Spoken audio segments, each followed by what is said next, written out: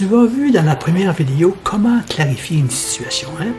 La règle de la clarification.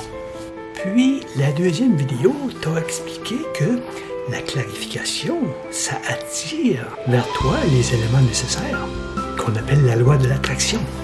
Maintenant, la finale de tout ça est que tu dois agir pour qu'il se passe quelque chose. Ça ne donne rien de clarifier quelque chose pour attirer vers toi ce qui t'est nécessaire si tu t'en sers pas, si tu fais rien avec ça. C'est comme si tu apprenais à jouer du piano puis que tu n'en joues pas.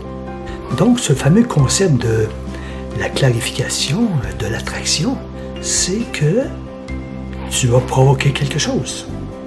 Ça s'appelle la force de la provocation pour qu'il se passe quelque chose.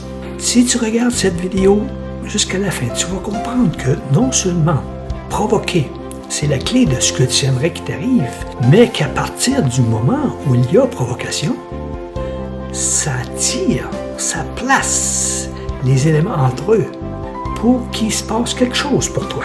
Et en relation avec ce que tu vas provoquer dans ta vie, dans tes relations, dans tes finances, dans ton travail, peu importe ce que tu vas provoquer.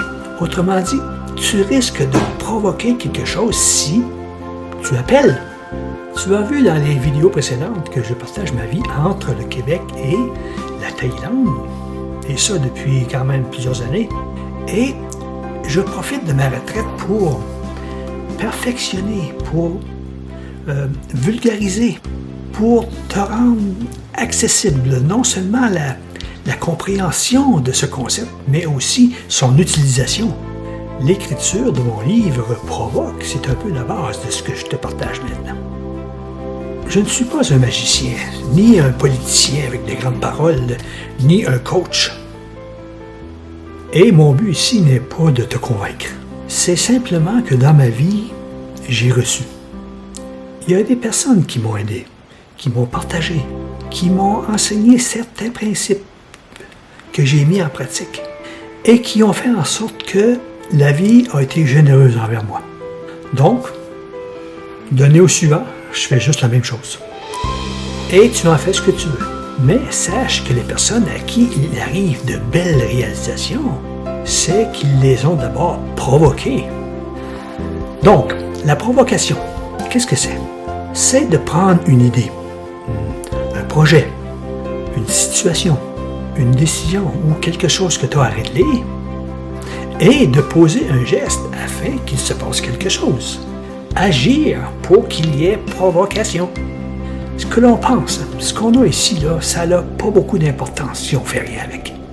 Ça veut aussi dire que on active des réactions, on dérange, on allume, on réveille quelque chose qui dort, quelque chose qui est inactif, ou quelque chose qu'on aimerait mais qu'on a laissé aller.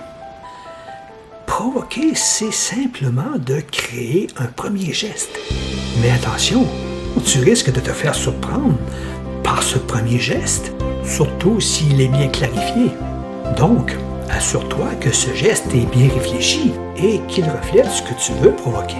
C'est pour cette raison que via ma société Réflexion, nous avons bâti un concept en ligne de clarification, d'attraction.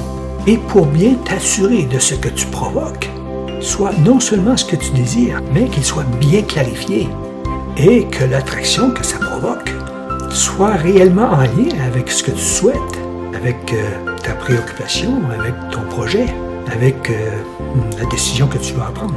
Il y a au bas de cette vidéo un lien important qui va te diriger vers une page de renseignements en relation avec ce que je viens de te partager. Donc, si tu veux en savoir davantage, provoque. Mon courriel est aussi au bas de cette vidéo. Ça va me faire plaisir de te répondre. Et, s'il te plaît, ne laisse pas aller ton projet, ton idée ou ton rêve dans l'oubli. Provoque-le. À bientôt.